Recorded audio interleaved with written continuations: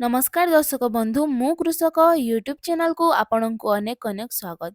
दर्शक बंधु कौन आपण जानिचंती कि आपणक आलू पियाज टमाटो जदि ठीक भाव में रखिबे तेबे आपण 2 ରୁ 3 गुण लाभ करि परिबे। किंतु अधिकांश चाषी काहेकि हारुचंती कोल्ड स्टोरेज नथिबारु। किंतु भल खबर हैला 2026 रे ओडिशा गवर्नमेंट देउचंती 35% ठारू 50% पर्यंत सब्सिडी। आज वीडियो रे मु पूरा डिटेल्स देबी केते सब्सिडी मिलिबो केते अप्लाई करिवे केते इन्वेस्टमेंट लागिबो आउ केते लाभ हेबो।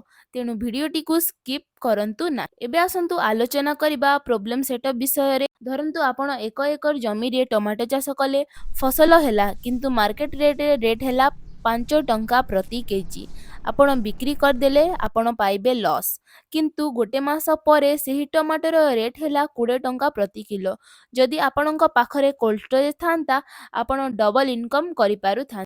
आपणक मनरे प्रश्न आसुथिबो कोल्ड स्टोरेज माने कौन।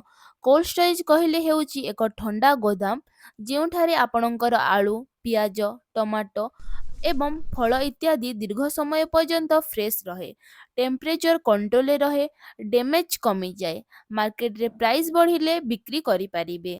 एबे आसुछि मेन टॉपिक सब्सिडी। 2026 रे ओडिसा रे आपण पाई परिबे 35% रु 50% पर्यंत सब्सिडी।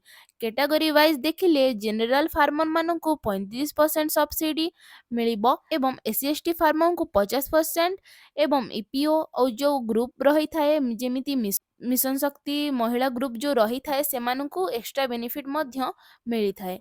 मैक्सिमम सब्सिडी 5 लाख ठारू 50 लाख पर्यंत रही थाए। यह आपणक प्रोजेक्टर साइज उपरे डिपेंड करथाए। स्कीम आसुची एमआईडीएच माने mission of integrated development of horticulture state horticulture department द्वारा यह करा जाय। इंपोर्टेंट पॉइंट हेउची इंडिविजुअल ग्रुप एफपीओ यह समस्ते अप्लाई करि पारे। इन्वेस्टमेंट एंड सेटअप कॉस्ट देखिले आपणक कोल्ड स्टोरेज सेटअप करिबा पई केते खर्च आसीथाए। स्मॉल यूनिट बा 5 ରୁ 10 एमटी कैपेसिटी आपणकु 8 ରୁ 15 लाख पर्यंत पड़ जाए। मीडियम यूनिट आपणकु 20 लाख ରୁ 50 लाख पड़ जाए। लार्ज कमर्शियल आपणकु 1 करोड़ उपरे पड़ जाय थाए। सब्सिडी आपणक रियल कॉस्ट कमी जिवो 40% पर्यंत। एक्स्ट्रा कॉस्ट देखिले आपणकर इलेक्ट्रिसिटी लैंड आउ मेंटेनेंस रे रही थाए। अप्लाई करिवार प्रोसेस कौन रही थाए। प्रथमत आपण हॉर्टिकल्चर ऑफिस को जानतु तापरे प्रोजेक्ट रिपोर्ट तैयारी करंतु तापरे आपण डॉक्यूमेंट सबमिट करिवे। डॉक्यूमेंट रे आपणकर लागि थाए Aadhaar card land document bank details ता सहित फोटो। चतुर्थरे आपणकर इंस्पेक्शन हेबो तापरे आपणकु अप्रूवल आसिले कंस्ट्रक्शन ता आरंभ हेबो।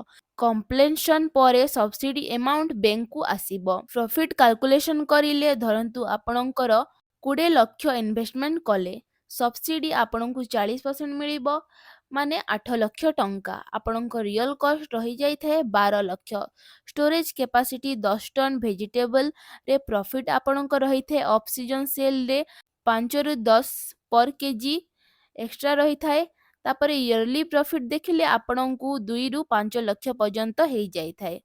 3 ରୁ 4 वर्ष मध्य रे फुल इन्वेस्ट। किछि इंपोर्टेंट टिप्स देखिले आपणक इलेक्ट्रिसिटी बैकअप रखंतु सही तरह रे टेम्परेचर मेंटेन करंतु मार्केट डिमांड देखंतु। ग्रुप फार्मिंग कले आपणकर रिस्क ता कमिबो। तेनु बंधु माने कोल्ड स्टोरेज हेउची फ्यूचर फार्मिंग। जदि आपण सीरियस फार्मर एही अपॉर्चुनिटी मिस करंतु नाही। कमेंट करंतु कोल्ड स्टोरेज मु आपणकु फुल गाइडेंस देबी।